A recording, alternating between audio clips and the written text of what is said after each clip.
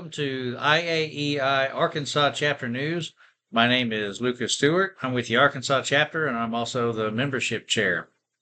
Here at IAEI Arkansas News, sometimes the news is satirical, sometimes it's the truth, but we're going to leave it up to you to make up your mind on which one that is. Unfortunately, today we have to give you a little bit of a disclaimer. Today, the news is the truth. Back a couple of weeks ago, the Arkansas Department of Labor and the Board of Electrical Examiners had met and they had voted not to adopt the 2023 National Electric Code here in Arkansas. Now, the reason why they cited for that vote was because they had a typo, and at the time they didn't realize that it was a major typo. For us, who's in the electrical industry, know that there's no such thing as a minor typo. So what they did was they had in their proposal that they wanted to adopt Article 200 as staying the same as it is in the 2020 National Electric Code. Really what their intent was they was going after Article 210 because the builders wanted to keep receptacles below countertops, which we all know is a hazard.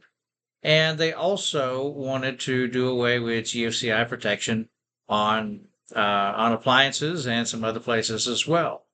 And again, we can follow the Consumer Product Safety Commission to see why that is not a good idea to delete those things from the code. So what we did was we had educated the board during this time while they was going back and forth. Last meeting they decided to postpone, and then this last meeting they came back and decided that they was going to not vote at all.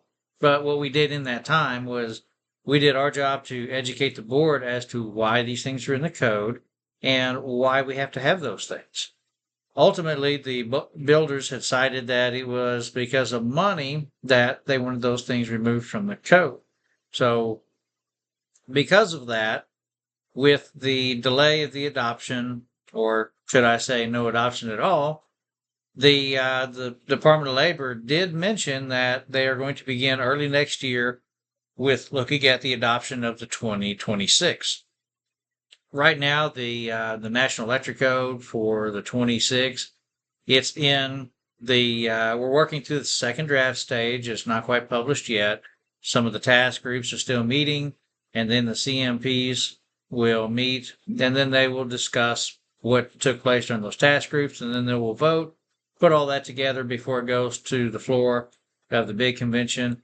And I think it's in Sacramento this year, and or next year. And then once they meet, they'll vote, and then at that point, it's pretty well going to be what we see in the code.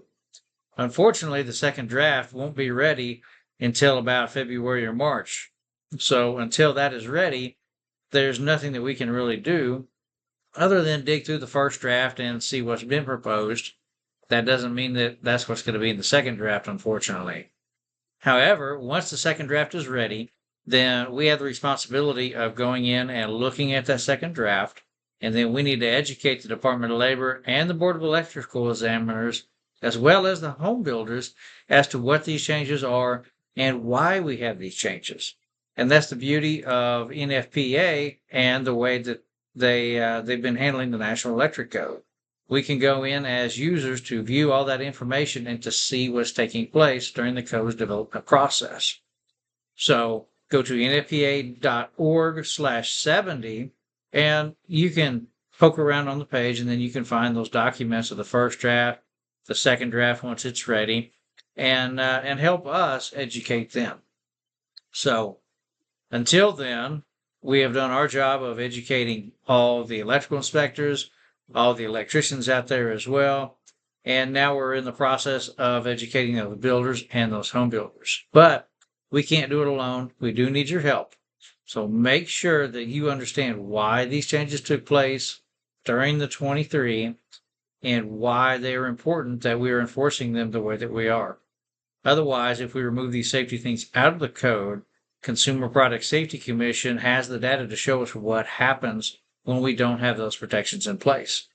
Now, obviously, somebody gets hurt, or even worse, someone gets killed, and we certainly don't want that. Well, that's all we've got for today, and until next time, we will see you then. Thanks.